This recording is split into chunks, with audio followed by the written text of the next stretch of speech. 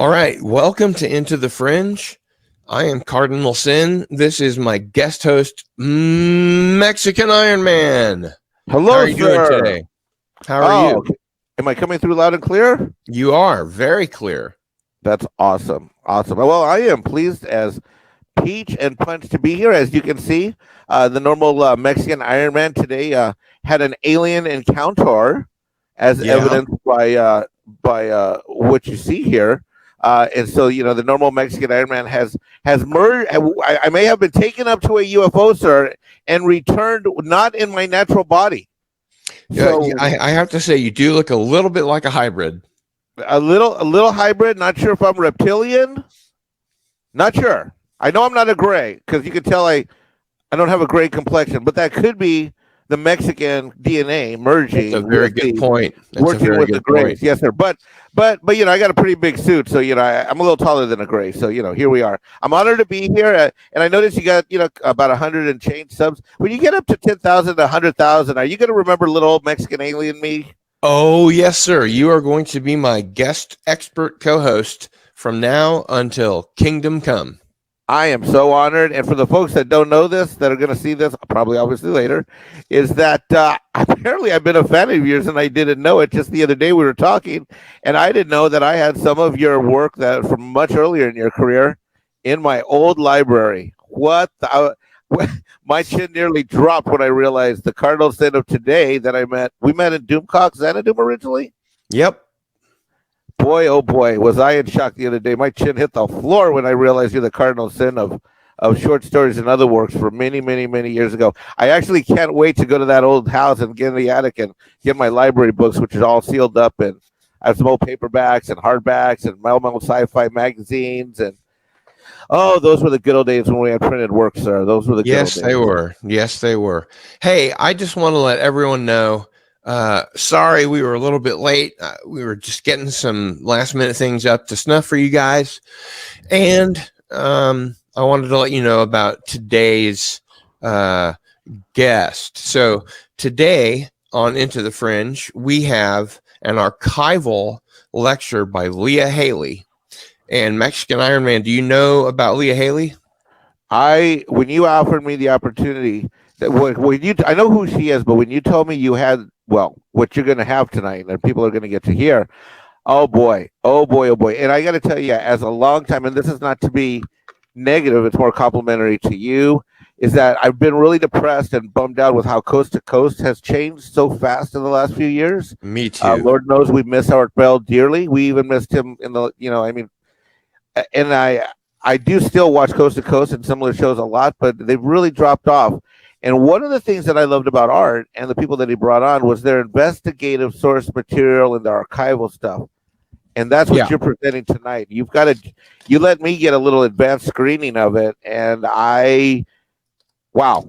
Yeah. I don't know. Wow.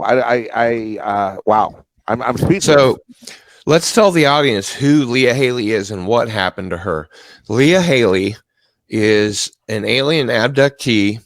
She was abducted by both aliens and the military, who was shot down while she was aboard an alien craft. And then when she crawled out of the craft, which you'll see in the show, she was told to remain where she was by a military person. She was kind of out of it. She wasn't sure if he was using a loudspeaker, or just shouting at her. But then she was taken by boat out to a large military vessel where she was, I guess you would say, debriefed, but she was actually yelled at. They wanted to know what the aliens on board that craft had told her. They kidnapped her. They tortured her. They tried mind control experiments on her. She was, it's not only a very scary story from her perspective, but it's also a story that involves MILABS, what are called military abductions. So it's going to be quite a show. And there's been many researchers that have been afraid to get close to this topic for a variety of reasons. And those that have historically been, ridiculed? Or threatened? Snuffed out? Or let's just say accidents happen. Is that how they phrase it in the Godfather But I know what movies? you mean. Character assassination. Yeah. Yeah. I don't mean just the physical, where something physical happened. There's also whose careers were magically derailed, where they Yep. would have sponsors to go on a book tour or a lecture tour, and all of a sudden the funding was pulled. Mark Davenport, who is married to Leah Haley, is an excellent example.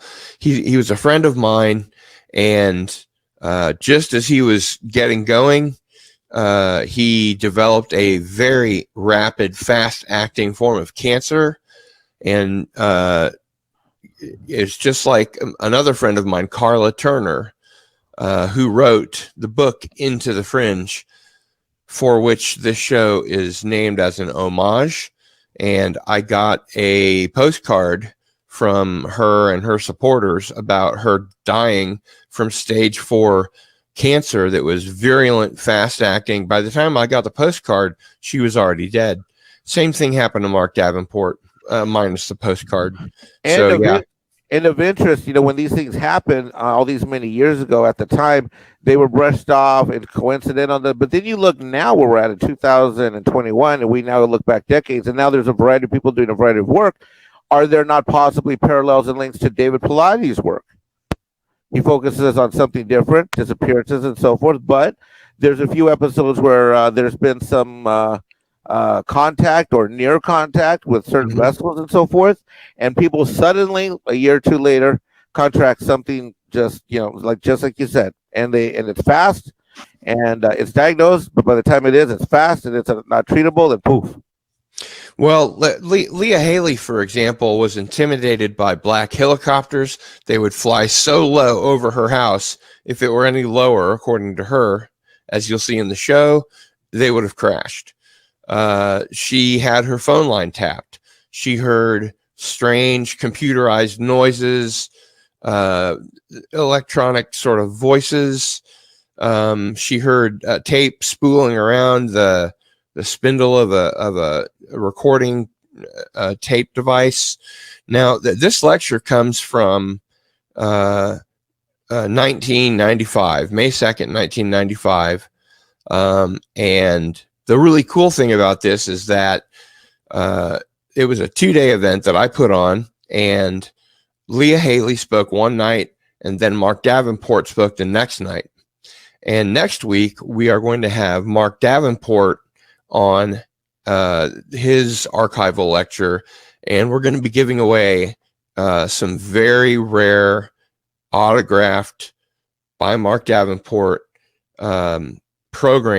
lecture programs from the event. So people, you do not want to miss next week.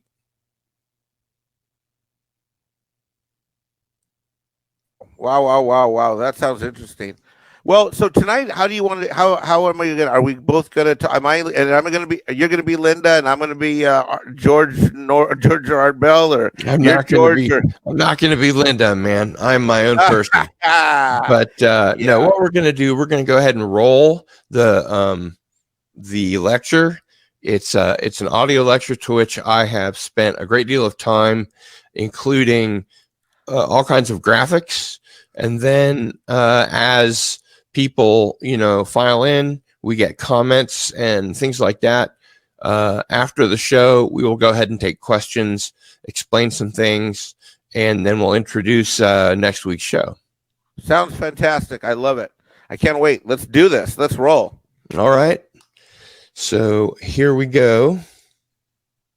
1948 to 1966, Dr. Hynek was the chief scientific spokesperson and consultant for the Air Force's publicly known project dealing with UFOs. During those years, he and the Air Force's debunking of the true UFO phenomena helped establish the public's overall disbelieving attitude towards UFOs.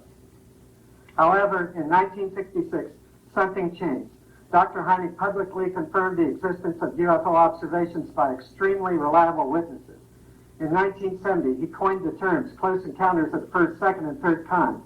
He constantly called for scientific investigations and open-mindedness towards the UFO phenomenon, and before he died in the late 80s, he even postulated that UFOs may represent an intelligence from a parallel universe or dimension.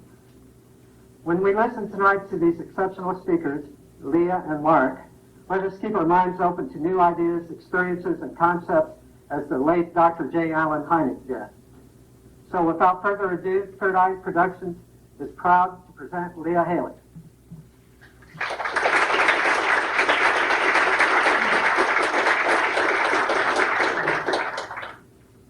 Well, thank you, Roger. Thanks, Gil. Thanks. I really appreciate Third Eye Productions having Mark and me here tonight.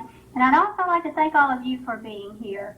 It's very important that people like myself get a lot of support, and this is affecting thousands of people all over the world, and I really do appreciate your interest in this subject.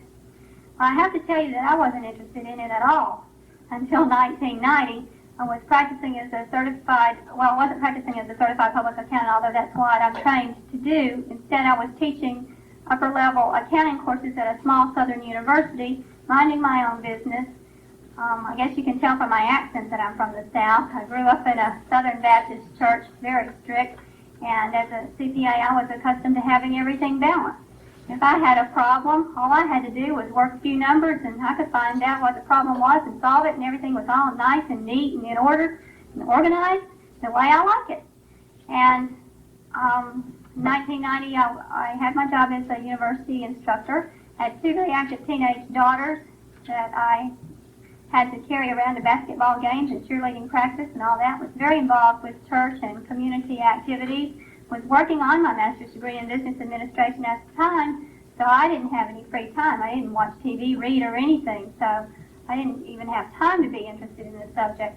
But one summer day in 1990, I had a conversation with my brother and mother that started triggering memories of previous alien encounters that have occurred throughout my entire life. And on that day, my life totally changed. My little Southern Baptist CPA world was turned upside down, and it's just been on a roller coaster ever since. Prior to that time, I'd had two experiences with UFOs. In the early 60s, somewhere between the ages of 9 and 11 years old, my brother and a friend and I were playing outside one sunny afternoon, and we saw a spherical object just sitting in the sky. And there's a sketch that my brother did of that over here on the screen. It was a round, silver object. Sometimes we could see blue on it when the sun would reflect in a certain way.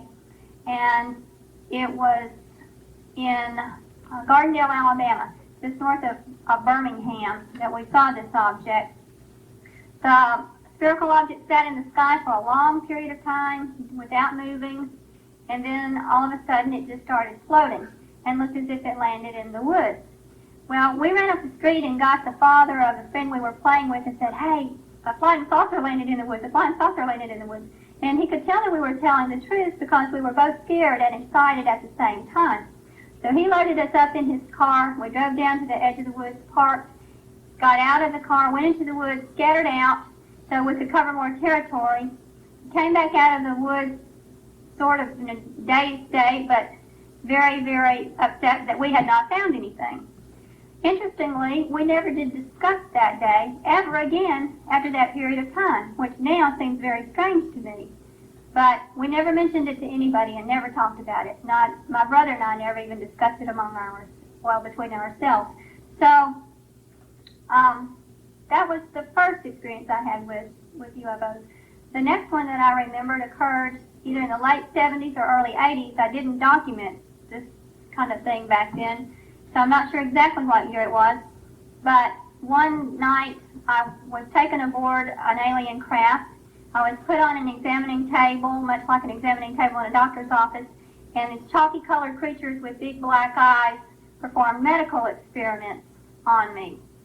I couldn't remember exactly what kinds of things they did, but I remember the fact that I explained it away as a dream. I'd never heard about alien abduction experiences. I'd never heard about aliens. I'd never read anything about them, hadn't seen any TV shows about them, so I didn't know that experiences like that could happen. In fact, even though the experience seemed just as real as you and I here tonight together, even though it seemed that real, I didn't have any context in which to put it, so I just told myself it had to have been a dream. I said, Leah, You know, it had to have been a dream. There's nothing else that could have been. The entities don't come here and pick up people and take them aboard spacecraft. Things like that just do not happen. They cannot happen. It had to have been a dream. And I convinced myself that that's exactly what it was until 1990 when I found out otherwise. Well, since July of 1990, I remembered many things. I first started having conscious flashbacks, conscious recollections of the big black eyes staring at me and various other things. And I've also remembered some things with the aid of hypnotic regression. I need to tell you, though, that every time I've undergone hypnotic regression, it's because I had conscious flashbacks first. And then I wanted to see if there was anything else that happened that was blocked from my memory. In some cases, hypnotic regression has been successful, and I've been able to remember a little bit more. In some cases, it has not been successful at all. There are some experiences that I've had that are just totally blocked from my memory, and I don't know what happened. At any rate, here is a small representative sample of what has happened to me. It would take me utterly days to tell you everything that I've gone through related to this phenomenon. So I'm just going to try to give you a good representation of what's happened. I mentioned just a minute ago that back in the late 70s or early 80s, I was taken aboard a craft by chalky-colored creatures with big black eyes. And here's basically what they look like. Lisa Dusenberry of Springfield, Missouri did this sketch for me because she can draw much better than I can. I made a D in art, so I'm not very good. Anyway, these creatures like this are off-white in color. They have 4 fingers, just 2 little holes for a nose, no distinguishable mouth, no hair, no ears. As you can see, they're very slender, and they talk telepathically through their eyes. They communicate totally through their eyes and not verbally. These entities typically beam me out of the house using a type of force field. So when you see this beam me up Scotty stuff, it's not all fiction. That really does happen to abductees. I don't know how. All I know is that sometimes I'll be asleep in my bed and a beam of light will come over me, and next thing I know, I'm aboard the craft. I don't know the process. I don't know how it happens, but that's the memory that I have. I've also been shown holograms aboard the craft of what I call a baby greenhouse, a little boy that I was told was made from ova that they have extracted from me, and I've seen a nursery full of hybrid babies. They're in containers that look transparent. And what's so strange, and I don't understand how this can be, but I've seen these containers that look like they are totally suspended in the air. I cannot see anything holding them up. And what's even stranger than that is that I've seen these hybrid babies in the containers, and they look suspended inside. I can't tell what's holding them up. I don't know if there's some kind of liquid in there or what, but they're not lying on the floor of the container. They're in the center of it. And I don't know how, but that's what I've seen. These entities typically do extract ova with a needle, and I've seen them put this ova in a black box and then put the black box in a compartment in the wall of the spacecraft. They told me telepathically that they're doing this in an attempt to improve their race and to ensure our species' continued existence. And I got the impression that they meant that this was for our mutual benefit. These entities have also taken tissue samples, and one time I remember them feeling my skin around my abdomen and thigh, and I remember them feeling the bones underneath. They were probably checking for cellulite level there. I don't know exactly what their purpose was, but that's the first thing I thought of when I remembered it. And this sounds gross, but I promise it did not hurt, so keep that in mind before I tell you this. It didn't hurt. But one time they removed my right eye, took it out, and it felt like they were fusing something inside up here in the upper part of the nostril, and then they put the eye back in. One time I was very, very ill, and these entities did something to me to make me well. And I don't know how they did that, but again, that's what I remembered. And again, this is just a real brief summary of what these entities have done to me, but I don't have as much time as I need to tell you everything. Now, the first thing that I will admit is that I don't know when I'm told something if these aliens are telling me the truth. Yeah, they told me that they're trying to ensure their species' continued existence and that they're doing genetic experimentation for our mutual benefit. But I'm a skeptic too, and I just hold what they tell me on a shelf until I get further information. I realize that they might not be telling us the truth. Okay, here is a drawing that I did, so you can see why I got a DNR, can't you? It's okay to laugh. I don't. Okay, the creature on the bottom is supposed to be a depiction of a reptilian creature. Now, the reptilian creature that I've seen, I encountered only once, and that's all. And the one I saw was sort of a tan color. He had brown eyes with a golden glare. He had long pointed ears, scaly skin, claws, pointed uneven teeth. He was the ugliest thing I could ever imagine.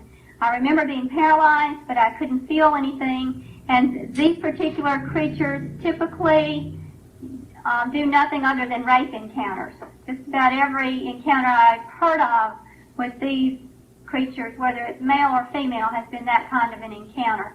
So they don't have a very good reputation.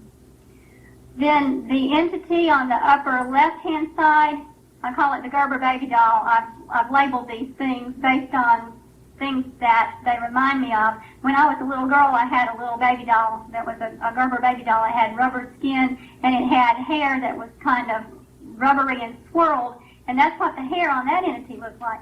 I couldn't see any hair on this creature from the front, but in the back his hair was either combed sideways or growing sideways toward the center of the back, and it was real wiry looking. Now, this creature was extremely small. He was no higher than the knees of a tall man. He had rounded eyes, and I'll show you the next picture. Lisa Dusenberry from Springfield, Missouri also did this one for me. It's the same creature, but it looks a little bit different because she was drawing from my description. As you can see, he had on a blue uniform with a red sash and an emblem. Now, I don't remember where the emblem was on the uniform. Honestly, I can't say whether it was on the arms or the chest or where. But he did have an emblem that was a circle with a triangle in the center.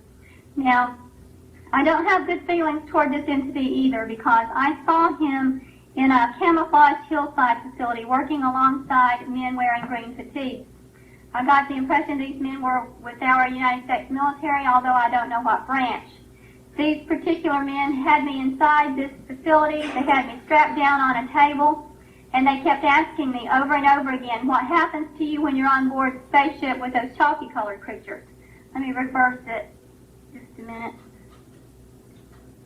Those creatures right there. The people questioning me wanted to know about these creatures.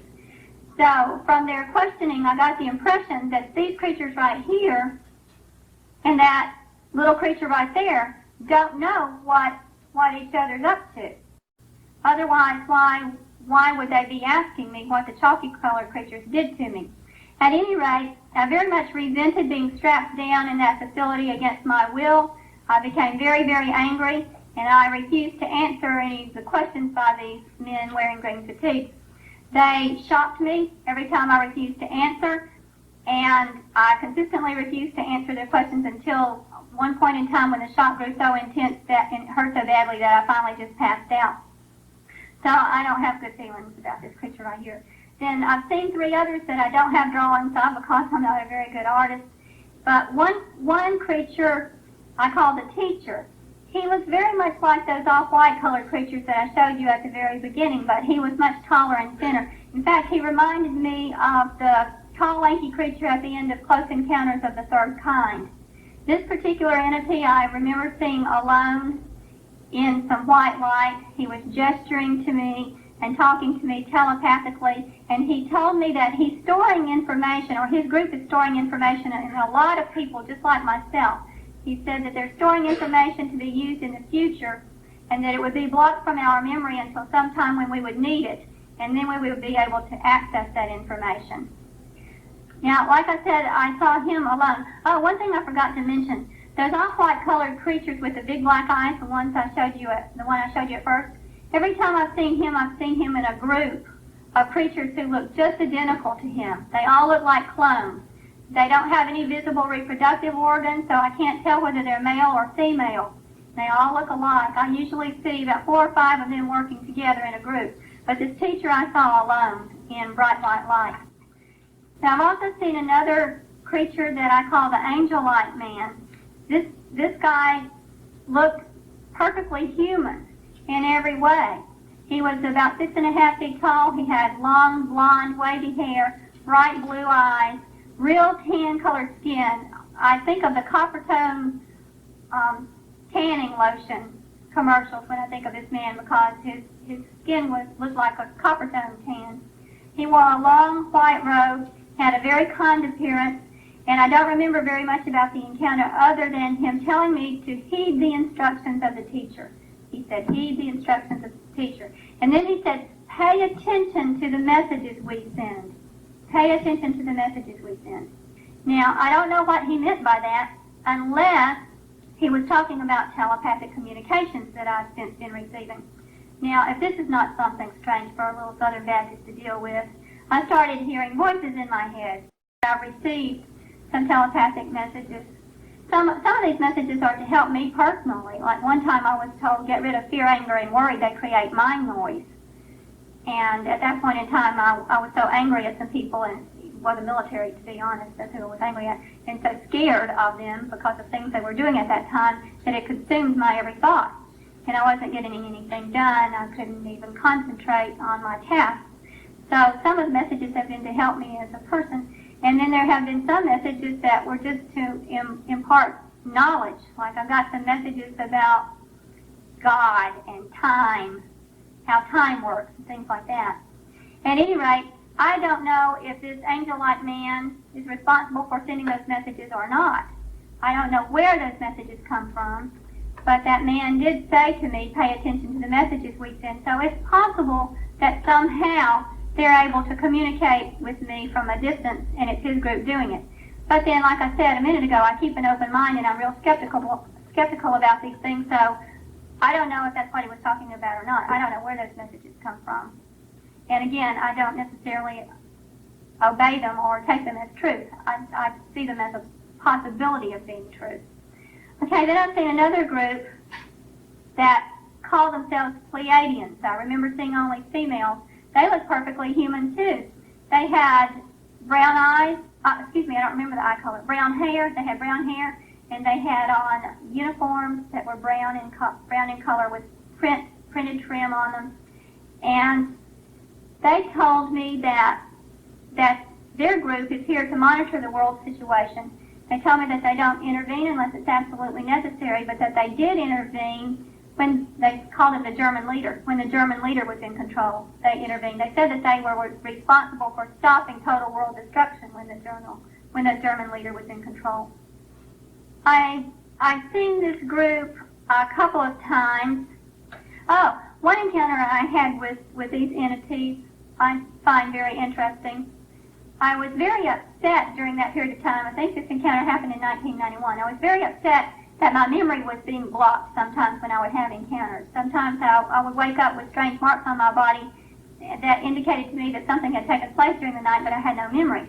So I was very upset that my memory was being blocked. And one time these Pleiadians took me aboard the craft, and I said, listen, I'm very, very upset with you guys for blocking my memory every single time you take me aboard this craft, and these things happen to me, and then you erase my memory somehow, and you put me back, and I don't even remember the encounter. Why not? Why won't you let me remember? And this one woman told me that they had to perform some medical experiments on me that would be very painful. She said that it is impossible for us to anesthetize you enough that the pain will be eliminated, and yet still leave your memory intact. So it's better if we erase your memory. And I said, well, can't you do something? I said, isn't there some way that you can fix things where I can remember some of what happens to me, erase just part of my memory, not all of it? And she said, I'll talk with the ones who are going to work with you and see what they can do. Well, I remember that much, so apparently it worked. One other thing that happened in that encounter that I remember prior to her telling me that they would try, I saw on little slips of paper names of people, and I assumed that these were names of people who were supposed to come aboard the craft that night, but I didn't recognize any of the names. So when the woman came in to take me back into where they were going to do the medical exams, I asked her if anybody else from my hometown was going to be on board the craft that night. And she said, yes. Do you know so-and-so? And I said, well, yes, I do. And she said, well, she's one of you. She's one of our subjects, too, and she'll be coming on board craft later on tonight. Well, I don't know that woman very well. But, man, did my curiosity ever get the best of me. You know, I just had to know whether that woman had alien abduction experiences or not.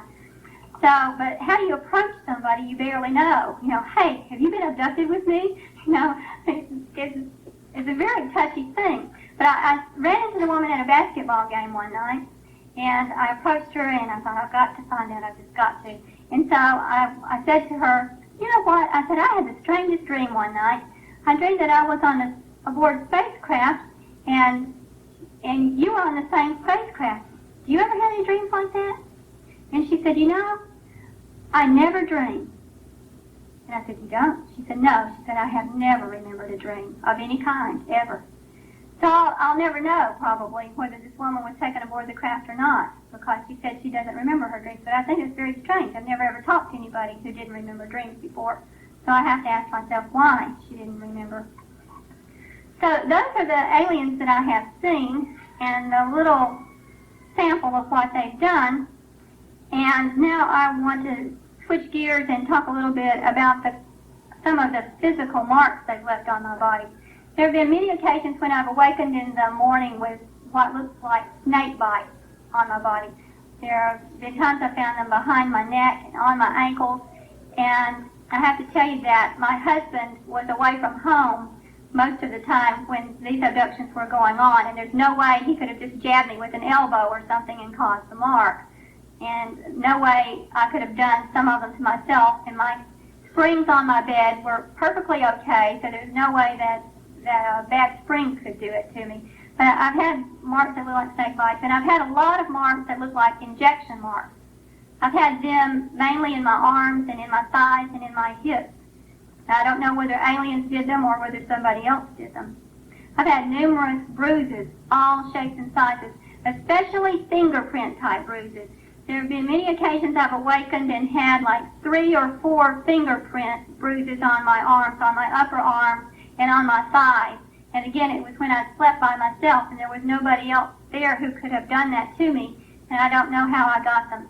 One time, it was in May of 1993, and I was down in Gulf Breeze, Florida, for 2 nights, and over the course of those 2 nights, I had 42 bruises show up on me. I don't know if you're familiar with Gulf Breeze, Florida or not, but it's a hot spot for UFOs. There's a lot of UFO activity down there. I'd gone down there to do some investigation and to skywatch, and while I was down there, I got those bruises. They were about the size of the end of this pen, and all of them were on my arms and legs. And I don't have a clue what caused those 42 bruises. I have absolutely no memory whatsoever. I've had some scars appear on my body, totally healed. There was one on my head, there's one behind my eye, where they came from. I have 2 little scoop marks on my chin. I don't mind showing those to you. One of them I've had, the one over here I've had since childhood. One over here appeared in 1991 or 1992, just overnight. Just a piece, it looks like a piece of skin just been scooped out of my face, a little tiny chunk. Now you know if you do that to yourself, if you scoop out a piece of skin out of your face, first it's going to bleed, and then it's going to scab up, and then the scab is going to come off, and then it will be healed. Well, this was just healed in the morning when I woke up. I didn't have it one day.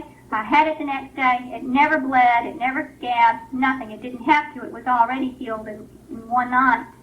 But I don't have any memory as to what caused it.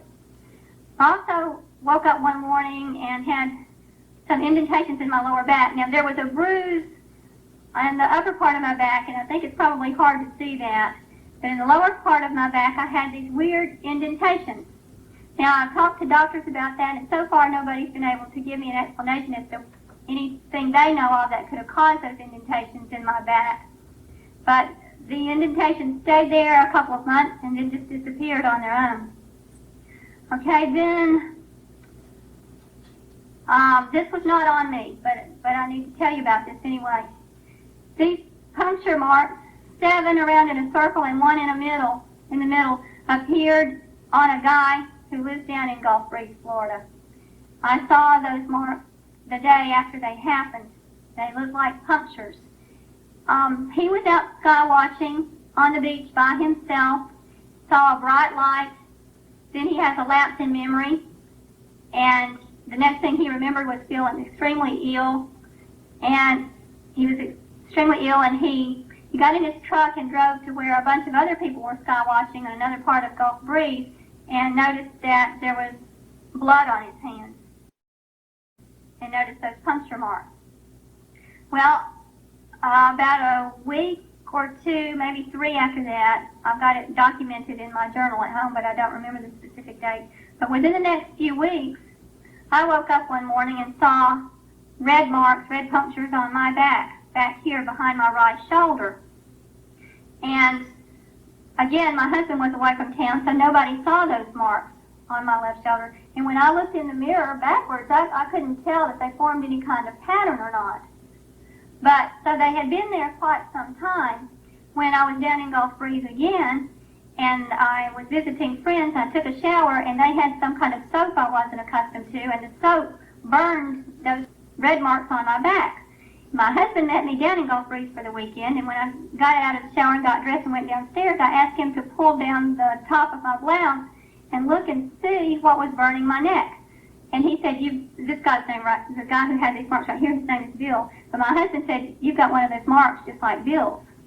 But you see, it had been on my shoulder so long that it wouldn't show up very well in a photograph. We took a photograph anyway, but you can see it doesn't show up very well because it had been there for weeks when I realized that it formed a circular pattern. My husband could see where all 7 of the punctures were and the one in the middle. Notice also on the left-hand side, there's one of those 3 fingerprint bruises I was talking about. Can you see those in the back? Yes, okay. One of those 3 fingerprint bruises. This time it was on my back instead of on my legs or on my arms. Okay, here's another picture of it. I don't know which one is better for you back there in the audience.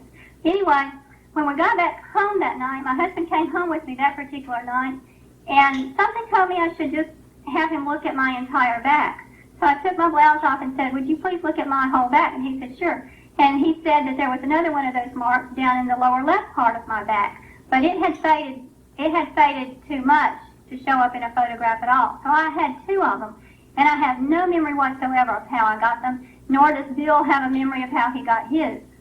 He doesn't know, and I don't know. I've undergone 2 or 3 hypnotic regressions to see if I could remember what happened to me when I got those marks. And I can't even remember anything under hypnotic regression. Not a thing. So I don't know whether they were caused by aliens, humans, or some strange insect, or what. But it's an anomaly I cannot explain. Another night in Gulf Breeze, Florida, I woke up the next morning with this mark, and it's very hard to see. I'm going to go to the next frame and then back up on this. This was a puncture, a straight line, and a puncture. It looked as if something had been clamped into my back. I went over it with magic marker here so you could see the shape of it. And now I'm going to reverse it and see if you can see where it is. It's just barely. Can you see it at all? Yeah? Okay. Well, like I said, I don't have any memory of what caused this either. We were spending the weekend with some friends in Gulf Breeze when this happened. And one of my friends I was staying with said that he did remember an encounter during the night, but he couldn't remember very much. He just said that he remembered being aboard the spacecraft. He was on it, I was on it. None of the other people who were staying at his house that weekend were taken, just us 2. And he said that he remembered seeing 2 of those chalky-colored creatures with the big black eyes, and then 1 leader who was much taller and had more human characteristics. But he couldn't find any strange marks on his body after the encounter, and I have no memory of it. So he has the memory, and I had the mark. But that's all we can remember. I mean, that's all he can remember, and nothing else. So it's extremely frustrating to have these things happen and you not know what caused them. Extremely, extremely frustrating. You know, it's like, if these things are going to happen to me, I wish I could remember every little teeny tiny detail. But that's just not the way it goes. Another strange thing that happens to me, and just started happening in 1991, was that I hear Morse code type beats in my left ear. Now, at first I heard them in my right ear. And then I had an experience that involved the military, and I no longer heard them in my right ear, but all of a sudden I started hearing them in my left ear.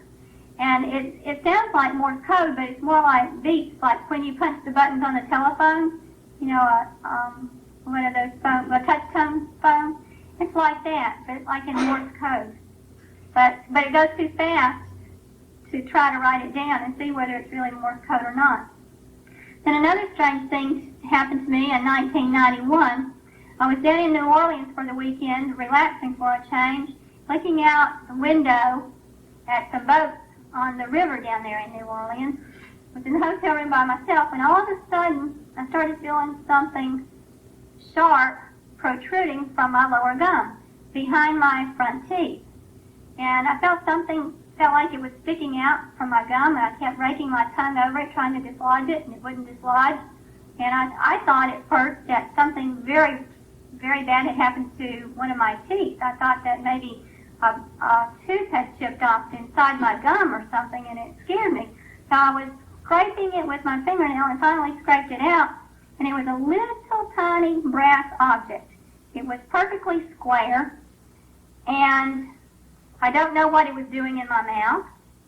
I don't ever remember having an accident and getting something jammed into my mouth. I've never had any dental work there, so I don't know how it got there. But John Carpenter of Springfield, Missouri, performed some of my hypnotic regressions, and he took the object and had it analyzed for me. But the analysis really didn't tell us anything. Here's a blow-up of it. That gooey-looking substance down on the bottom is exactly that. It's a gooey-looking substance holding the brass thing up so it can be photographed. The analysis was done using a scanning electron microscope, and a corner was filed off of it. That's why it's no longer square. They had to cut off a corner of it so they could analyze it. But the object appeared to be entirely solid, and it was only 0.16 centimeters square, so that's just real tiny, about the size of the tip of your fingernail, real tiny. And it was approximately 80% copper, approximately 20% zinc, with traces of aluminum and silicon. And when it came out of my mouth, I was holding it in my hands looking at it when my husband came into the hotel room, and I showed it to him, and I said, "What is this?" And he said, "Well, it looks like a computer chip."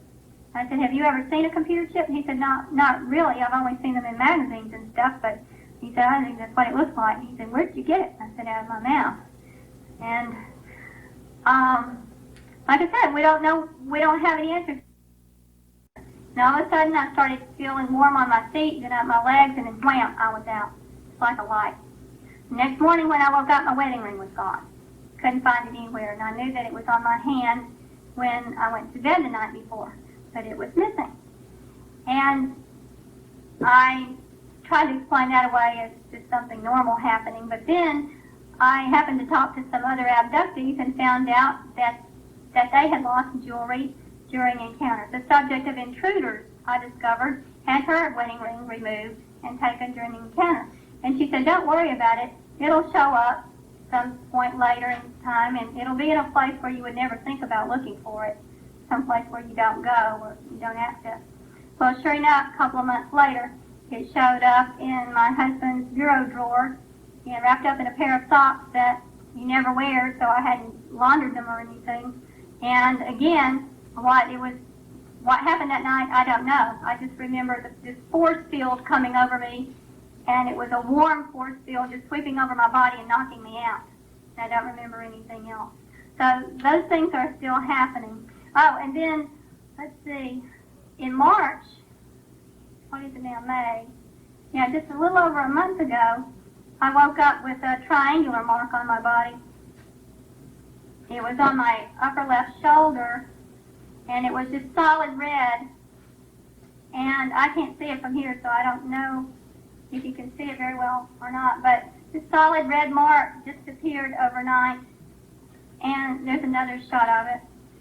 And it was gone within a couple of days, but again, I don't know what caused it. It looked like a burn is what it looked like, but I had not burned myself, so I don't know what caused that. Now, as if these things were not hard enough to deal with. If you're not an abductee, it's really hard to imagine how difficult it is to have these strange marks appear on your body and have these alien abduction experiences, some of which are wiped from your memory. As if that's not enough, I had some other problems that started happening to me in 1990. When I first started remembering my alien abduction experiences, I told very few people because I thought I was crazy at the time, and I didn't want to broadcast that fact. So I told my brother, my mother, my husband, and my best friend. Those were the only people who knew. My best friend's husband was in the Air Force, and she asked permission to tell him about my abduction experiences, and I said, sure, I don't have a problem with that, but tell him not to tell anybody else. I don't want it spread all over town. She said, okay. And then I wrote a letter to Bud Hopkins asking him for help, and those are the only people who knew. I talked to my brother over the phone, long distance, about my experiences, and fairly soon after these people found out about my abductions, I noticed strange things started happening to me. I noticed all of a sudden I was being followed. Sometimes big white sedans would follow me home, sometimes navy blue sedans, sometimes cars of other colors, and that hadn't happened prior to my remembering my abduction experiences. On a couple occasions I went home and found that the locks on my exterior doors had been loosened. They were perfectly tight and in order when I went to work, but when I came home, the locks were loosened. I started hearing odd noises over the telephone, sometimes beeps, sometimes clicks, sometimes phones ringing in the background, and then sometimes it sounded like a cassette tape winding around the reel. I started being watched when I would go out to eat. Started being watched by men with short hair, physically fit bodies, and I ain't no Christy Brinkley. So this had not been happening before, and I just happened to notice that it was happening all of a sudden, and I thought there is something very, very strange going on here. You know, what is it? Why all of a sudden am I hearing these strange noises? Why am I being followed? Why am I being watched? And the only thing I could figure out is that I had started remembering my abduction experiences and had told a few people about it. I couldn't think of any other reason. That bothered me, made me very angry, very upset. I became extremely frightened. And when I went to Springfield, Missouri to see John Carpenter for my first set of hypnosis sessions and then went back home, the first day I went back to work, I caught a man snooping around my car during lunch. There were no other cars on the street, and I saw this man snooping in my car, and it's a long story. But the point is, I got the man's license plate number. Being a CPA, numbers are easy for me, and so I remembered his license plate number, traced it, and discovered that he worked at a metrology lab 244 miles from where I live in a department that's a division of NASA that calibrates equipment on the space shuttle's external tanks. And I thought, why, just after I undergo hypnotic regression concerning alien abduction experiences, do I have a man 244 miles away from home working with a division of NASA, why is he messing around my car? That was fishy. The same week, my husband came home and said the FBI was at his place of employment asking questions about him. So again, I asked myself, why is this happening? The next time I went to Springfield, Missouri for hypnotic regression, I was greeted at the airport by a man who let me know immediately that he knew I was there to investigate alien abduction experiences. Other things I've had done to me were that and again, I don't have a whole lot of time, so I can't go into these in detail tonight, but there was another occasion where I was dropped off in a field by the aliens after they abducted me, did take me all the way home, and military picked me up, took me to what I believed to be a military base near my home, drugged me, and told me over and over again that I hadn't seen a spaceship. And I told them I didn't care what they said. I knew what had happened. I knew where I'd been. I knew what I'd seen. And the only way they would shut me up was to kill me. They told me if it was necessary, if I didn't cooperate, that's exactly what they would do. And I believed them. So there was a period of time that I was scared to death. These people had me scared to death. They were following me. I felt had my phone tapped. They tried to brainwash me into thinking that what I had seen was of no importance. Oh, and they drugged me too, by the way, when they took me into the conference room. The first thing they did was to shove a shot in my arm. And so they did that, all against my will. And there have been other times, like I mentioned before, when they shocked me. There have been several occasions that I have remembered them having me strapped down and shocking me. So I became extremely fearful. At first, I would never have talked to an audience like you at first because I was scared to death, absolutely scared to death in 1991. I was looking over my shoulder every second. There are some people here tonight that I met when I first started remembering things, and they know how scared I was.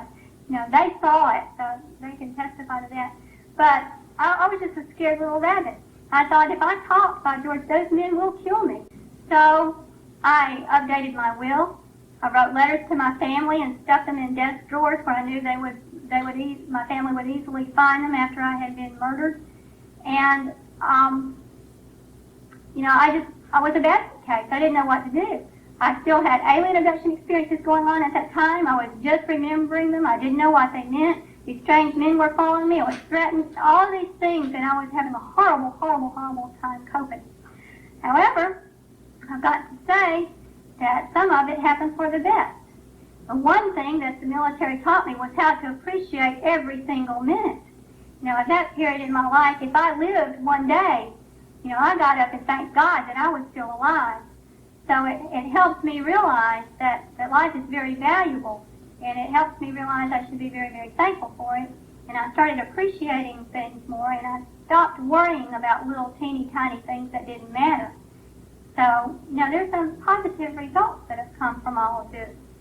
Another thing that I remembered involving the military was, at one point in time, I was aboard an alien craft, and it was a chalky-colored creature with a big black eye, and the craft was above a body of water. It appeared to be the ocean or the Gulf, and the alien craft was going down into it. I was looking at a porthole of the craft and saw what appeared to be a military ship down on the water below. I felt a jolt, fell backwards, and then the next thing I remembered was that I had an extremely bad headache. My head hurt real, real badly in the back. It was extremely painful, and I crawled out of the craft, which was on the sand. I found myself on a beach. There was a lot of military activity going on at the time. There were helicopters and airplanes flying overhead, and I looked out and saw a military man with one of these entities flung across his shoulder. I noticed that the alien was still alive. The way I could tell is that he barely turned his head, and when I saw his eyes, I knew that he was still alive. I heard somebody yelling at me. It sounded like through a megaphone, but I don't really know if it was through a megaphone or if it was just that my head was pounding so much that it sounded like an amplified sound. But there was a man yelling at me to stay where I was. Well, I looked around and I didn't see any hotels. I remembered that I was taken from a hotel, and I looked around to see the hotel and realized that I was in unfamiliar territory. I didn't know where I was. I still don't know for certain where I was, but I'll talk about that in just a minute. But it was a beach. It looked like the Gulf of Mexico, and there was a lifeboat that came up from the water.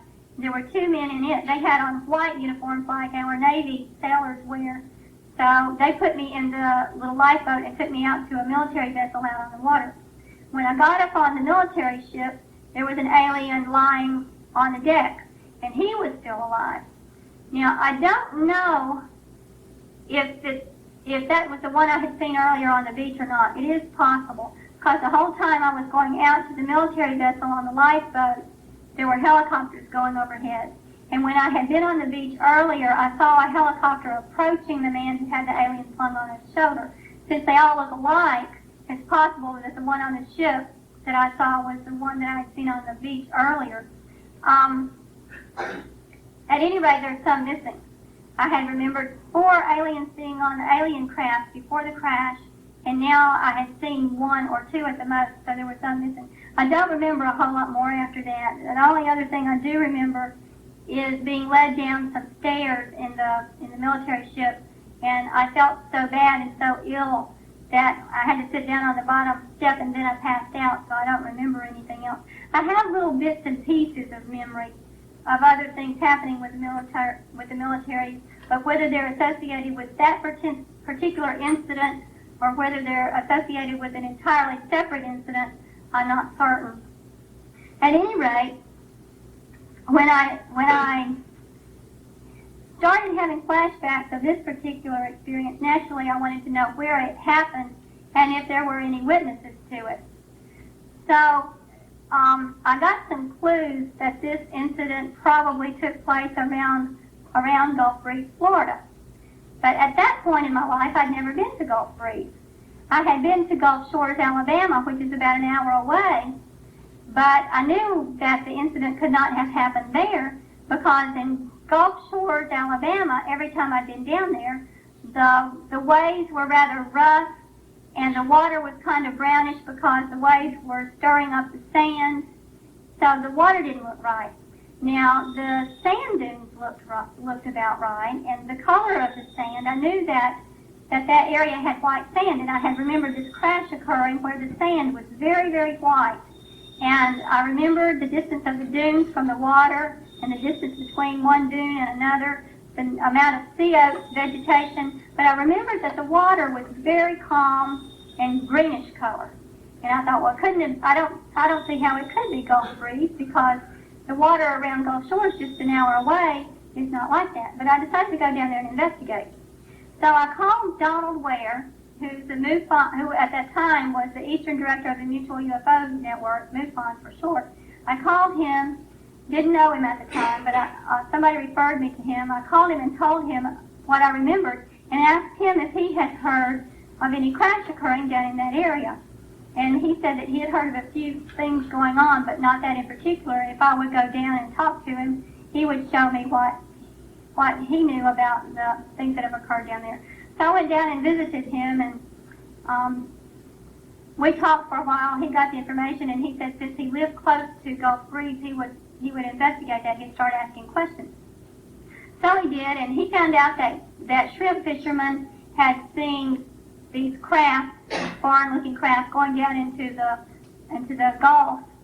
And he said that he had a report by a woman who saw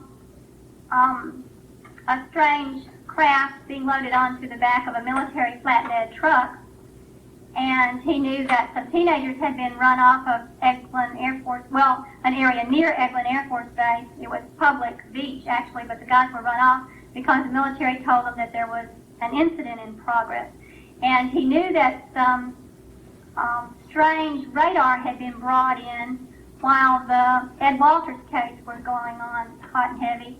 He knew that NASA had brought in a radar ship, and there were some other strange radar brought into the area. So he knew there was activity going on, but he had not heard of a crash.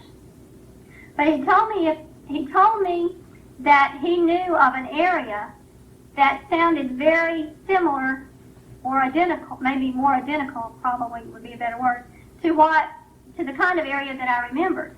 He said, I know where there's a deserted area where there are no buildings, no hotels, and he said it sounds like the kind of place that you described as the location of the crash. And if you want to walk on that area and see if it looks familiar one day, I'll go with you.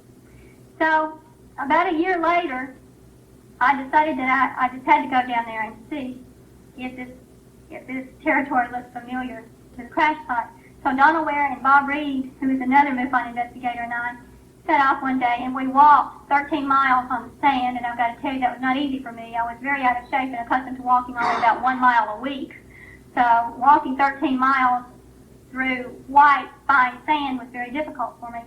But we did. We walked from, and you'll want to look this up on your maps when you get home probably, we walked from Navarre Beach 13 miles east to Fort Walton Beach. This was on the southern end of Eglin Air Force Base. It was Air Force Base property. And this is just east of Gulf Breeze, Florida. Well, we walked on this 13 miles, and I took a couple of pictures as we walked. One was a picture of just a phased array of radar.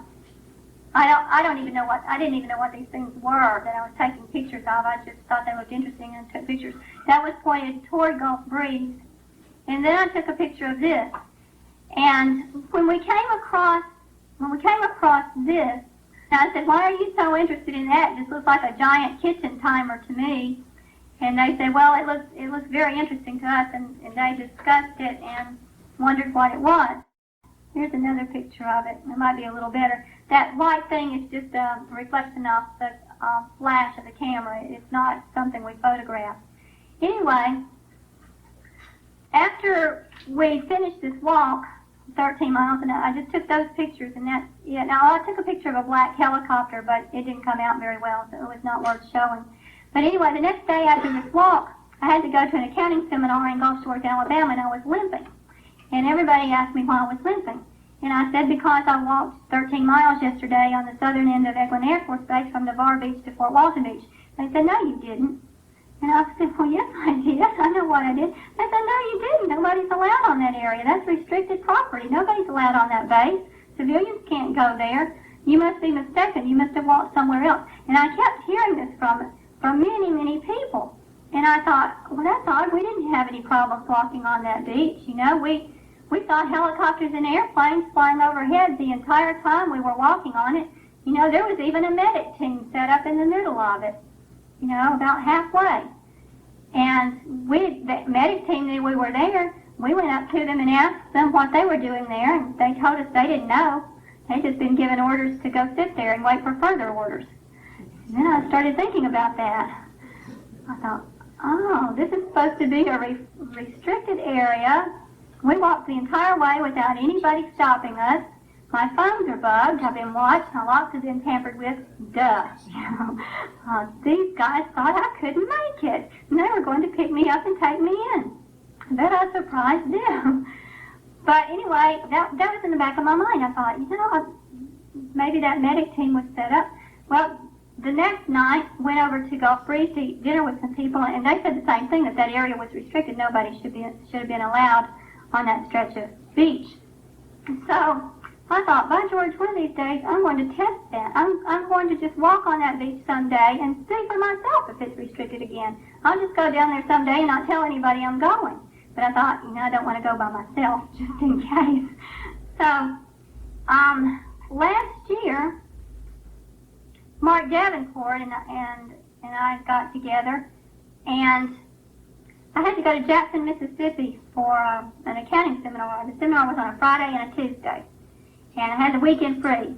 It really was too far to go back home, so I thought I should do something fun over the weekend. So I asked Mark if he wanted to go with me.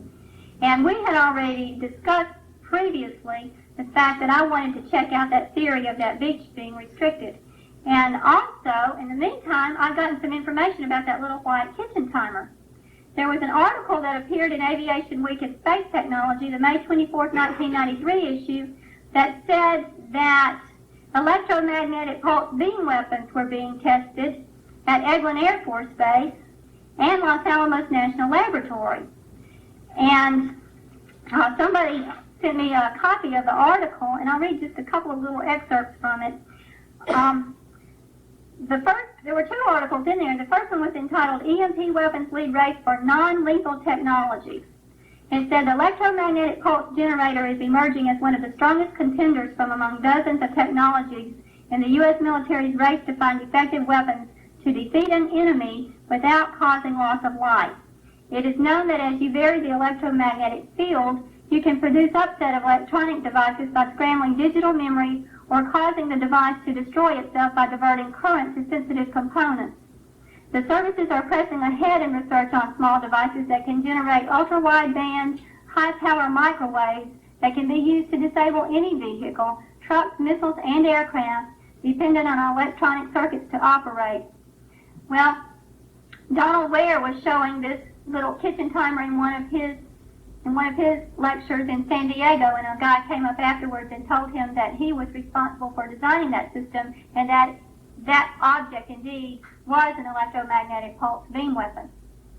Okay, now when I found out that this electromagnetic pulse beam weapon could cause the disabling of an alien craft without causing loss of life, and this thing was on Eglin Air Force Base, and I had a slide of it, and I realized what I had, I thought, you know, I need to go back down there again and get a better slide of it. I want a real close-up. Now that I know what I've got, I want to get right on that thing.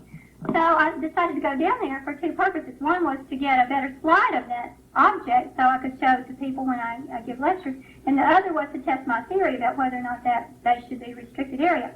So last year when Mark Davenport and I got together and I had to go to this accounting seminar, I said to Mark, you know, we ought to go down to New Orleans for the weekend. It's not very far. And I winked at him, and he said, oh yeah, we need to go down to New Orleans for the weekend. And we had already discussed while we were out taking a walk one day that if we ever went down and took this walk, we couldn't tell anybody. We couldn't talk about it in the house. We couldn't talk about it over the phone. We couldn't talk about it orally at all. So when I said I want to go down to New Orleans and winked a lot, he understood that I meant, yeah, we need to go down to Eglin Air Force Base and get another picture of that EMT device. So I pulled out the map, and I said, okay, here are the roads we would take down to New Orleans. And I said that out loud. And I pointed to the map that would take us to Gulf Breeze and pointed to the roads we actually should take. We did this all the way down to Gulf Breeze. Out loud I was saying, well, we would take like I-55 down this part of New Orleans and on them. But then I was pointing to the roads we really should take to go to Navarre Beach and Gulf Breeze and Eglin Air Force Base. So we went down there and checked into hotels. We used cash for everything, so we couldn't be traced through credit card numbers. And we wrote letters to some friends, just in case we might get in trouble, get detained. We wrote some letters to some friends and said, if we don't call you before Monday at such and such time, you'll know that we have been arrested and held at Eglin Air Force Base. And we mailed them before we took the walk, just as precautions. So we set off on the base, and the first thing we came across was this sign telling us to keep off, that there were unexploded munitions. So it told us right away that this is a restricted area.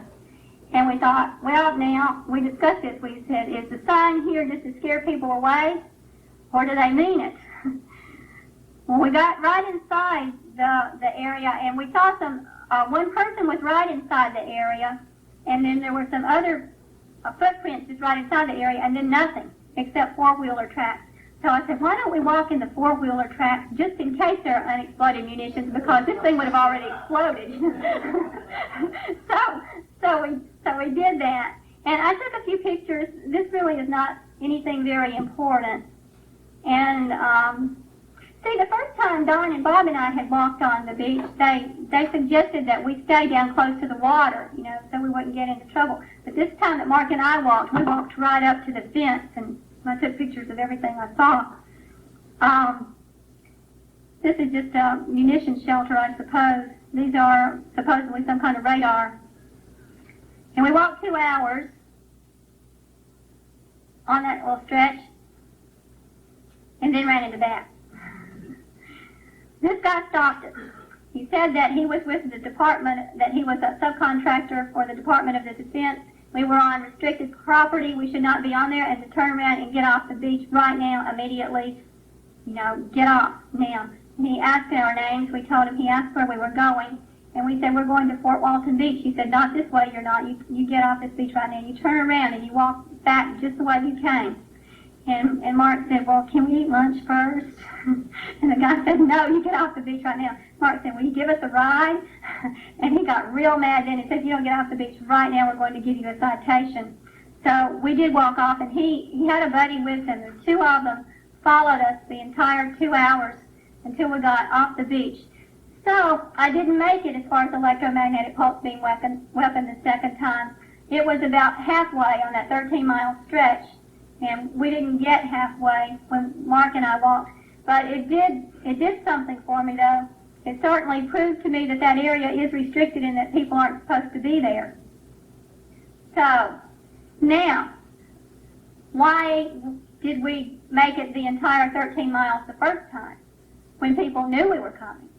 And I started thinking about it and thought, okay, phones were bugged.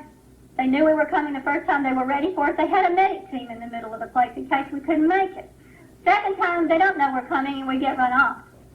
So that leads me to believe that there is some group that wanted us to walk on that beach the first time. I started talking publicly. By this point in time, I finally, even though I was so scared in 1991, I finally got so angry that the truth was being withheld. that I decided I was going to talk anyway, and if they killed me, so be it. The truth was more important than anything else to me, and I was not going to let these people intimidate me anymore. So I thought I would talk. Well, by the time we walked in 1992 or 1993, whenever it was, I'd already been talking everywhere. So I thought, okay, these people know I'm big mouth. I mean, they know I'm a big mouth. They know that I'm going to talk about this, and they allowed me to walk on the speech, which means they want me to talk about it. Okay? But how does that jive with the fact that I've been drugged, interrogated, threatened, shot, and all that? It didn't make sense for a while, but now it does, because I finally concluded that there are at least two different factions at work here, and I'm caught in the middle of them. You know, there appears to be one group within our government and military that wants to keep this covered up permanently. You know, probably for their own technological advantage and power and money. And then there's another group within these agencies that feels that we are individuals with certain rights, and we have the right to know the truth. And I think this group is behind all the information that's coming out now. If you turn on the TV, you see it everywhere. Now, X-Files is a fictional show, but I can tell you from my own personal experience that there is an awful lot of truth in that show, an awful lot of it. They discussed abduction experiences on Frasier one night, picket fences. It's on a Rice Krispie Treat cereal commercial right now, RCA. I mean, if you look, you will see it everywhere on TV. And I think it's because there's a government-sponsored public acclamation program in effect by one faction within these organizations. And I've got to tell you that I don't feel any animosity toward the military and government in general because of what I've gone through. I realize that most people within those organizations don't have a clue as to what's going on, and that it is just an elite group who's caused me trouble. So there's no animosity there. But I feel that we have a right to know what's going on, and I am extremely tired of the cover-up, and I really, really do appreciate everybody who has the courage to speak out about this so that it can't be kept under wraps anymore. Well, I've got to stop now. I've got time to take just a few questions, and then we are going to take a 15-minute break. Mark and I will be glad to autograph our books during the break and after Mark's lecture. And we also have other books and tapes that other people have written and produced. So we'll be glad for that. And I know that there are going to be a lot of people who want to ask us personal questions and talk to us tonight. And there's not enough time to go around, and I hate that, but I will be glad, and so will Mark, to give our addresses and phone numbers and fax numbers to all of you, and we'll be glad to communicate with you later. We're on the road a lot, and we're not home very often, but when you can catch us, we'll be glad to communicate with you, so please keep that in mind. Okay, anybody have a question? Yeah. Yes, has it ever occurred when you were abducted, your husband there, and your father was not in the United States, Yeah, now I've heard of that happening to people like that, where it appeared that there was a replacement put in place, but you see, my husband was away from home all the time, almost. He'd just come home on the weekends, so we didn't have that problem. But there was one time though that I remembered him being zapped. I call it zapped. I don't know the proper scientific term for it, but I remember one time a green sphere of some sort coming into the room, and I knew that green sphere was used to knock him out somehow. And then I was taken, and he had the memory. He's not my husband anymore, by the way. He was very supportive at first, but then all this got to be a little bit much. He believed me. He knew what was going on. He just couldn't deal with it. But one time he felt himself being pulled out by this force field, and he was screaming, no, leave me alone, and he was grabbing onto the mattress. So that proved to him that it was happening, and he saw evidence of the military harassment, so he knew it was going on. But that's the only time that he had any evidence of it. Yeah.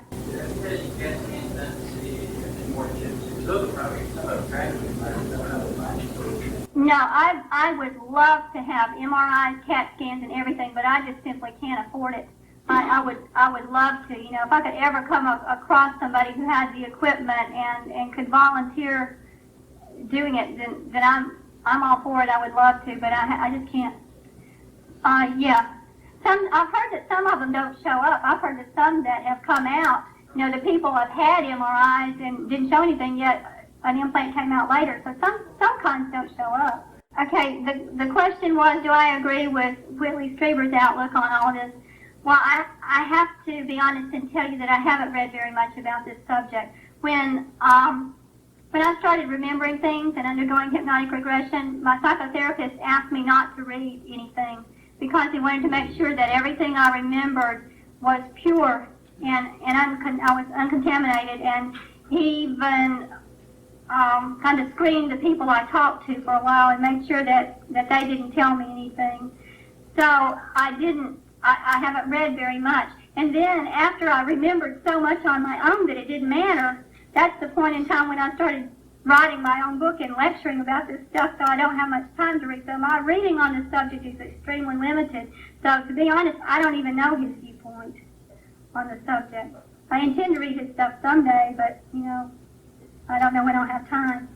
Yeah, other questions? Yes. The last experience that I remember with any military was in the fall of '93. So if the military's picked me up and done anything to me since then, they're doing a better job of blocking my memory. Yeah, we have evidence still of my being monitored all the time. There was a little notice here's some evidence of it. There was, those of you who are members of MUFON read in the MUFON journal that Mark and I were getting married before Mark and I knew it ourselves, or announced it ourselves. There was a write-up in the MUFON journal that said that we had announced our engagement, and we had not. And we had discussed getting married only in my house, nowhere else. We hadn't told any family, we hadn't told any friends, nobody. We just discussed it in our house. So for anybody to have known that we were going to get married, they would have had to have had our house bugged. Our mails tampered with, things like that. I still have I didn't mention the black helicopters. Some of you have heard about the black helicopter intimidation, black unmarked helicopters flying over abductees' houses real low. I've had that happen to me too. On 3 occasions when I went to speak to a group of students in Mississippi for the Mississippi MUFON director, the state director, 3 different times, either he or I happened to be involved in one of these black helicopter flyovers.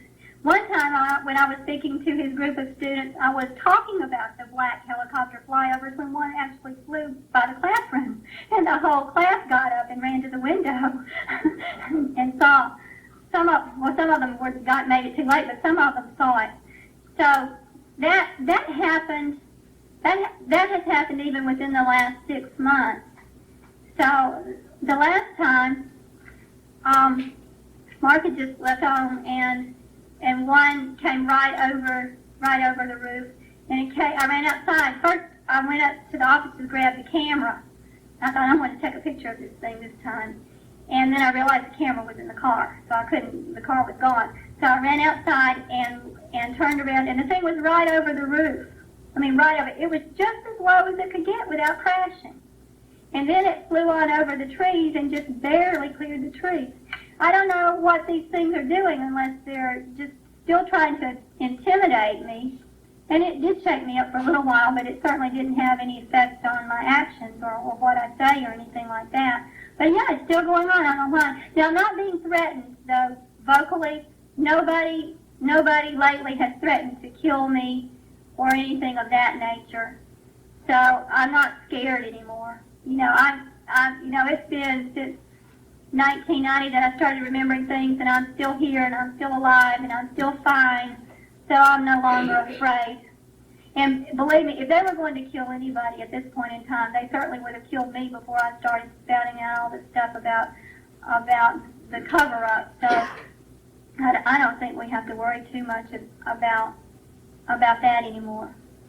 Yeah. The time when you were abducted by the military, where did you end up afterwards? Back in my own bed at home, and I don't have a clue how I got there, except except 2 times I remember. One time I was brought home in a navy blue sedan, and the other time I remember being loaded into the back of one of those green trucks. I don't actually remember being driven home. The last thing I remember was being put in the back of the truck. Since the military interaction, did it interfere with any abduction by the anyway that or if they back off since the military is coming in there to find out what's going on, or just not looking at? Okay, you want to know kind of the relationship between the military and the chalky? The medical things you're talking about? Yeah. Are those going on and those kind of stuff? Her question was, what kind of interaction has there been with the chalky whites with big black eyes since I remember the military intervention? To be honest, I don't remember seeing those chalky colored creatures with the big black eyes in a couple of years. Now, it's possible that I'm still having encounters, but I'm certainly not remembering. The encounter that I was talking about earlier, the one where my wedding ring was gone, I don't know who picked me up that night. I don't know what creatures it was. I don't know if it was the ones with the big black eyes or if it was other ones. I don't know, but I have no conscious memory of the ones with the big black eyes. Okay. And the instance would be on the beach, when you saw the one went over his shoulder, so that was the only time that they were seemingly at the same place at the same time. Right. Yeah, the beach incident's the only time I saw them at the same place at the same time. But the time that I was taken into the conference room, the guys with the big black eyes had been the ones to abduct me before they dropped me off in the field. But they were gone by the time the military showed up. Maybe. Yeah. Do you think alien abduction can be somehow interpreted or compared to social demonic possession you hear about in pop media? In other words, do you think people who claim to be possessed by demons are interpreting that as alien abduction? I don't know too much about demon possession except for the question is that was demon possession. I'm not possessed by a demon. Thank you. Yes. One more question, then we're going to take a break. Yeah. Well, yeah, his question is, can they go against my free will? I mean, can I, if I try to say no, can I effectively stop the abductions from happening? I really don't know the answer to that question. I know that there are a lot of people who think that you can, just by your free will, protect yourself from it. I'm not sure about that yet. As far as I don't have a conclusion about it. I have an opinion, but that's all I would give you would be my opinion. I haven't seen any instance where I could really have fought against it. Or no conscious memory of specifically. I don't have any conscious memory of trying to stop it because I'm not as afraid of that as a lot of people are. It was the military who scared me to death, not the aliens. Okay, that's all. We need to take a break now for about 10 minutes. Thank you very, very much.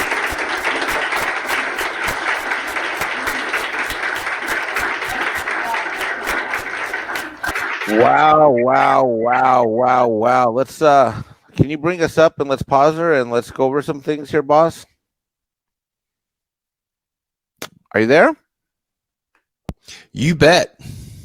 Wow, how did you get this tape? Because I haven't seen this on the internet, or at least not on YouTube.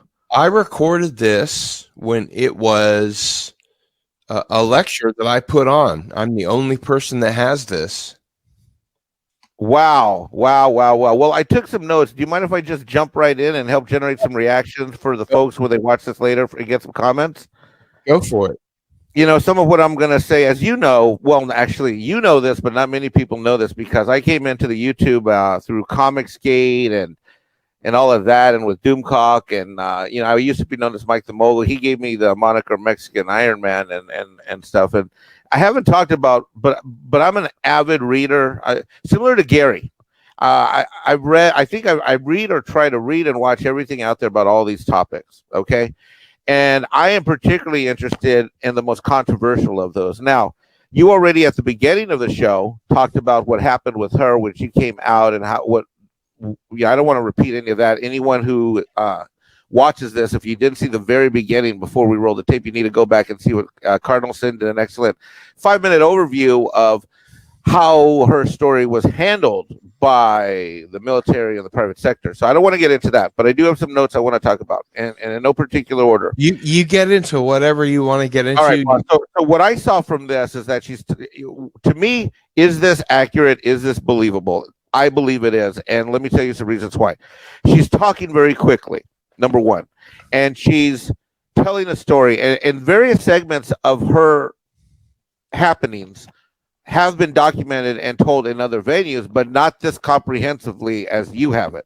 What she did here, my first point is that, ladies and gentlemen, listen to how she talks. This is not a woman who made things up. She's recounting things with an incredible level of detail, and the reason why she's going so fast and talking quickly is because it's so burned into her mind, similar to a computer that's pulling stuff off the hard drive. That's my first point.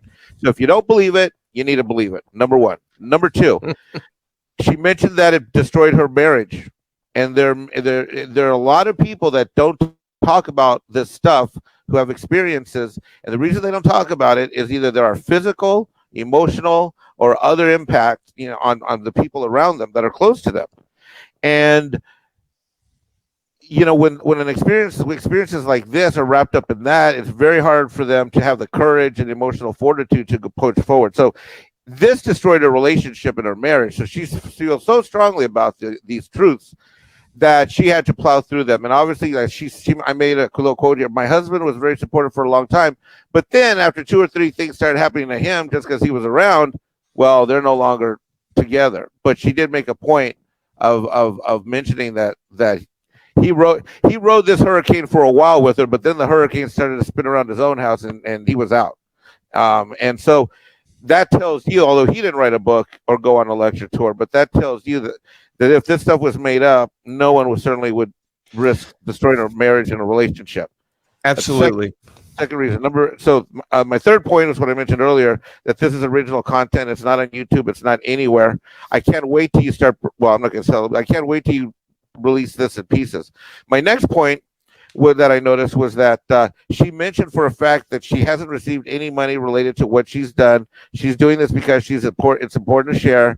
Although she did release a book, she made a comment too. Someone said, well, if this is also true, then why don't you do 3 books?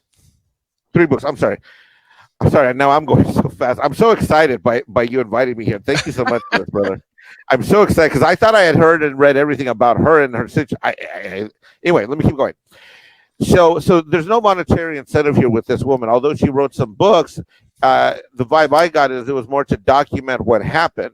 Anybody that thinks that people get into UFOs and writing books and lecturing, with the small exception of Whitley Strieber and a couple other obscure people that no one's ever heard of, right, you're smoking something.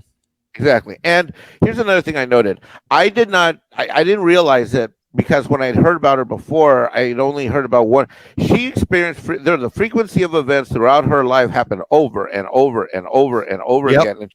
And it's interesting because with some of the work that's been done internationally, not in the United States, that is a common pattern. Mm-hmm. That it is something that is a lifelong a series of events. And each story that she told had the same level of detail as other stories that she told, that she recounted. And she didn't change it. And she didn't change it.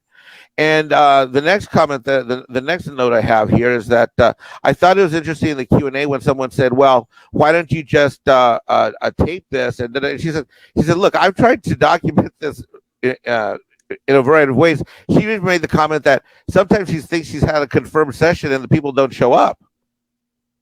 For various things, like to do things like, test her MRI or do other, sometimes people that want to challenge her and all that. And then they challenge her, and then they don't show up. And I found that interesting because that's happened with a variety of people with similar stories. And again, the only person that I know of in the UFO, celebrity community that's been able to afford to do that was Whitley Strieber.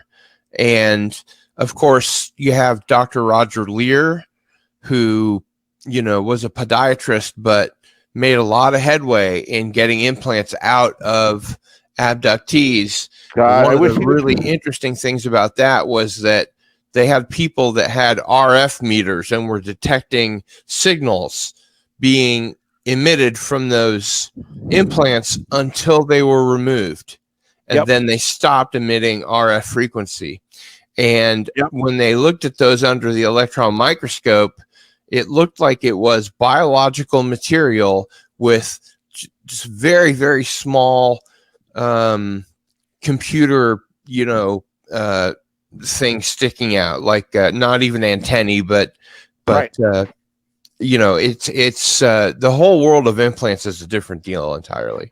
Yeah, I mean, I don't want to send you down that road right now because there's so much. Are you going to cover that in another show, possibly down the road? Oh yes, absolutely. All right, because he was a rare treasure and was never. He, unfortunately, due to his age, he was just coming into if he could have been with us for another 10, 20, 30 years, I think some really phenomenal things could have possibly happened. Yeah. But getting back to my last note or two, I thought it was interesting, and I think the audience, when they watch this tape, should really understand this, which is that what she did in that 45 minutes, was it, or an hour-long lecture, is that she gave a comprehensive, quick précis of all of the things that happened, which are in the books. But when someone is willing to do that, that means that they've got a lot to share and say. So now, earlier when you made in your opening remarks, people don't usually do that in the UFO community. They'll usually share unexperienced, and they'll talk about stuff offline or in a smaller workshop. But I can see how she flipped a lot of people out because she recounted a whole lot of stuff that I mean, she was just unbridled. She was just completely unbridled, and I can completely see how whatever. I think she would have. I now understand how some of the UFO community people freaked out, some of the government people freaked out, and the private sector people freaked out because she basically did what almost no one does, which is that she was willing to share every single detail of what happened. And I think she took the position that, hey, look, this thing even cost me my marriage and my family. Why the heck not? Yeah. And frankly, given the experiences that she had on the ship, that telling people in a room isn't going to be more. Getting in front of a group of people in a room isn't going to be scarier than that. And Lord knows what ended up happening to her with the government folks, which is also documented and not very debatable at all. Mm-hmm. That's worse than getting in front of a group of people. So I can see why she was the courage that she had and the fortitude she had, because I think she took the perspective like, look, these things happened to me. And here's the last thing I'm going to close with in my comments, and is that she's just a trained CPA. Now, with two master's degrees and taught university level courses.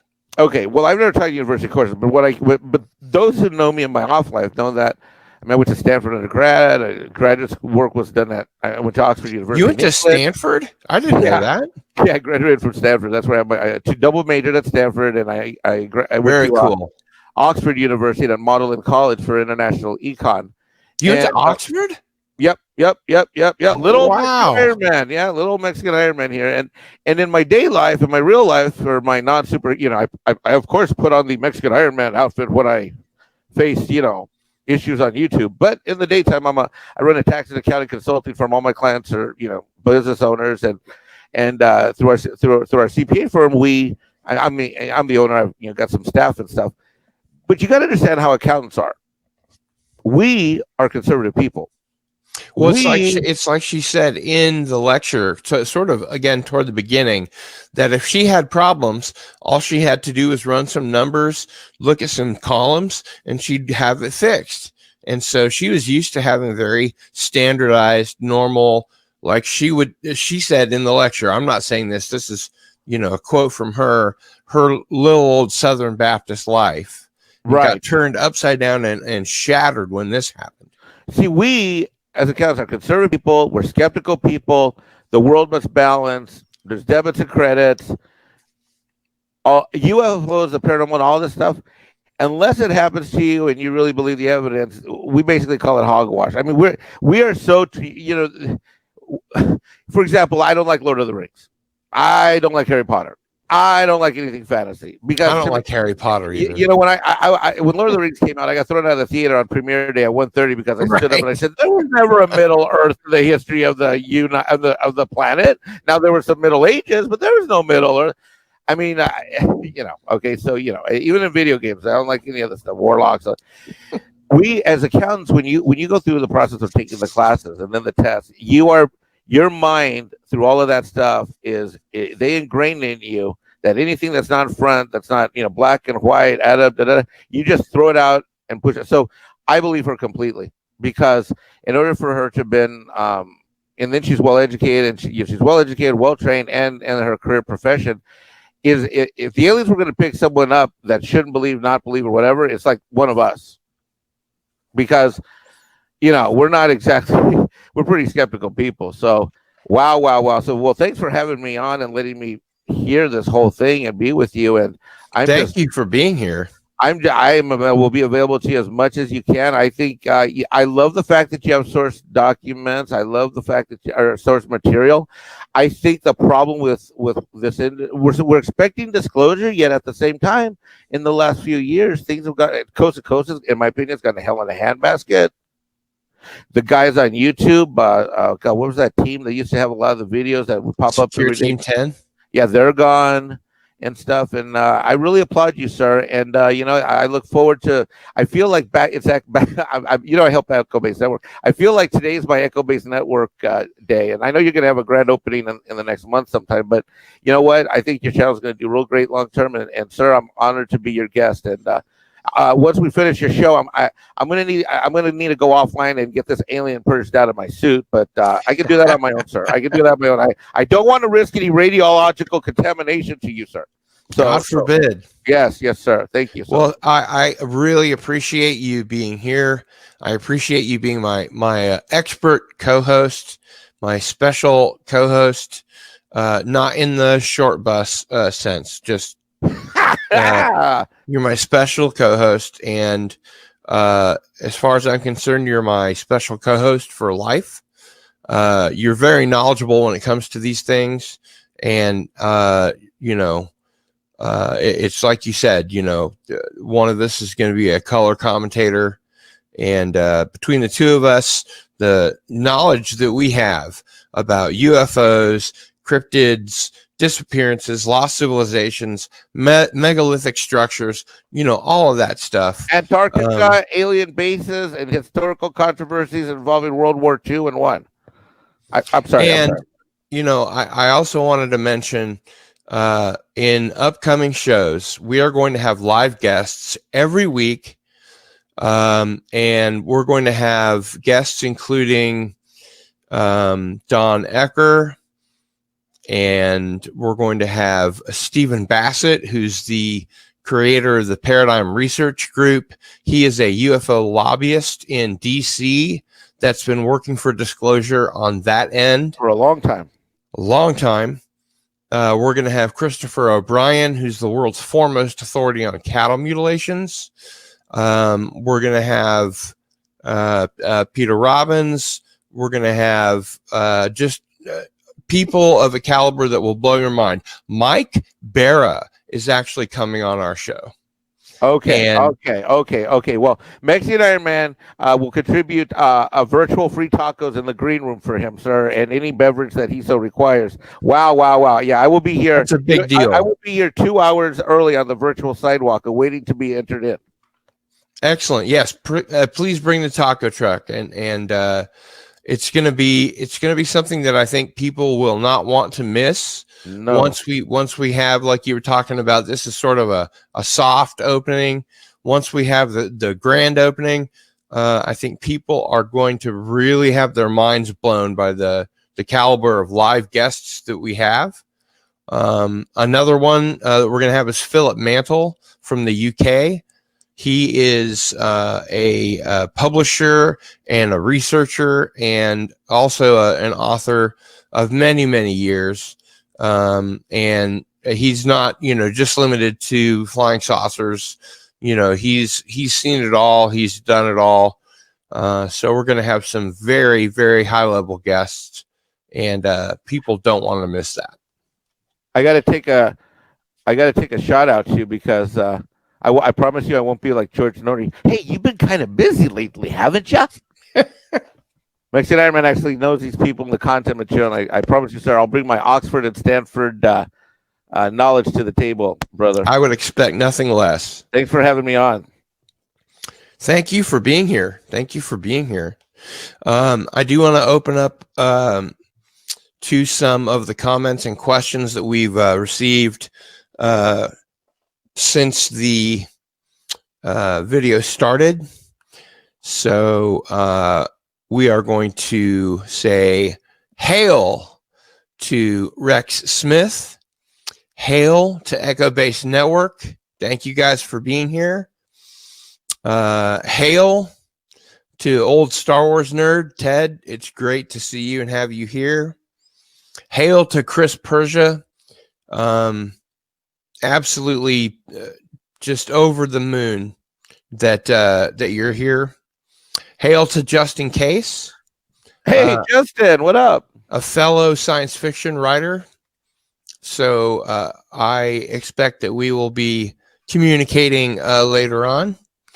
And hail to Purple Valkyrie, who's here. The legendary Ridge's Purple Valkyrie and Chris Persia are here? Yeah, I know. It's crazy. And I've been, typing away at them during the show, and they both said they would be honored to be mods once the channel gets rocking. So that's great. They were my first and second choice, to be honest. And can I just mention that the Honorable Purple Valkyrie has a Valkyrie show every morning. I believe it's or Monday, Wednesdays, and Fridays. It is. I think it's at was it 10 a.m. Central? I believe.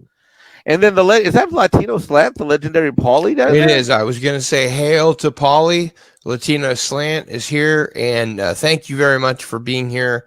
Thank you, everybody, for being here and for sending out comments, messages. That's just awesome, and I'm really flattered and honored that you guys are here. I did want to mention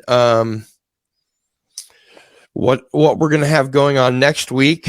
If you can hang on just a minute, I have a little B-roll prepared. But before we do that, I wanted to mention Mark Davenport. And he's going to be the guest for next week, or rather, since he's no longer with us, or at least they took the trouble to bury him, it's going to be, again, another retrospective archival lecture of his.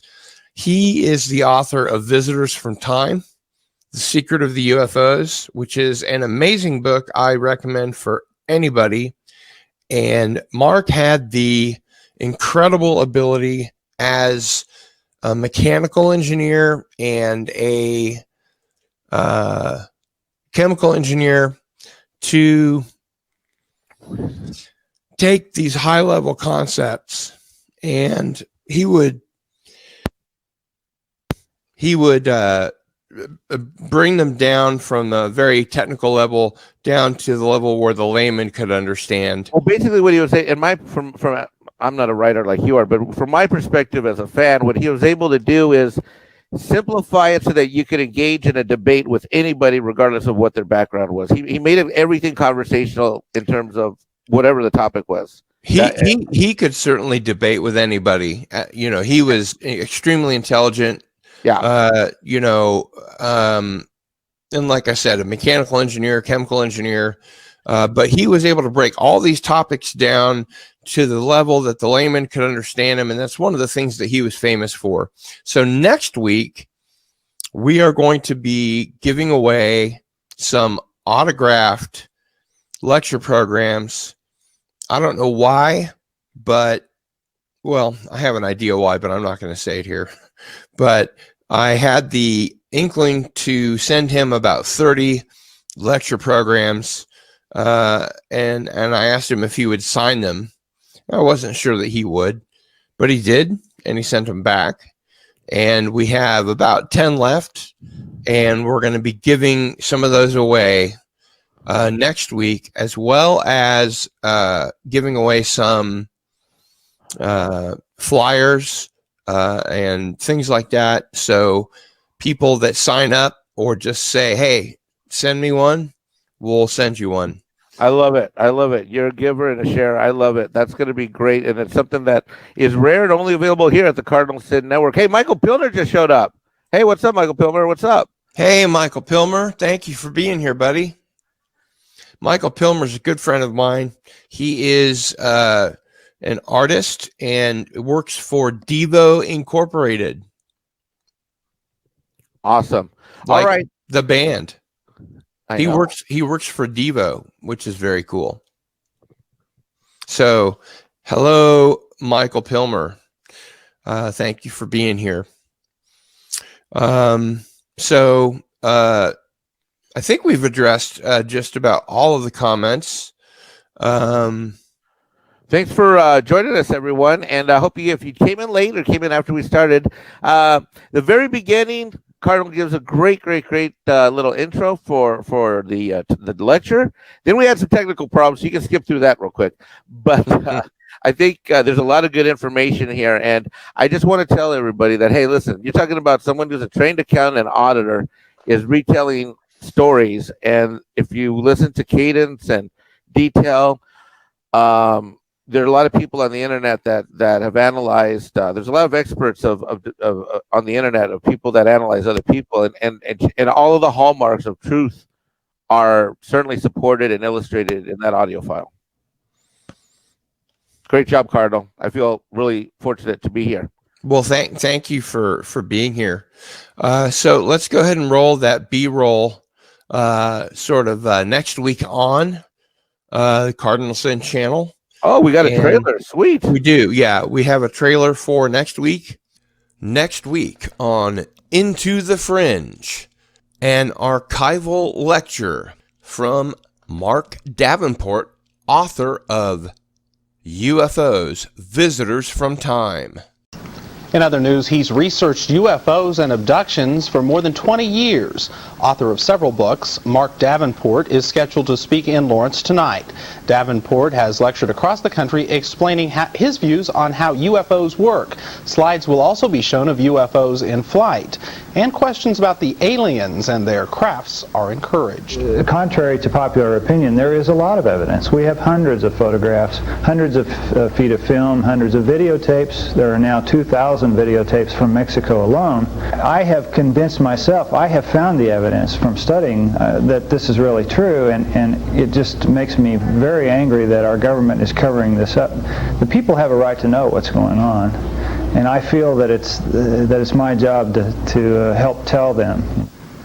Also speaking will be Leah Haley. She'll lecture on her meetings with aliens. It begins at 7 p.m. at the day's end.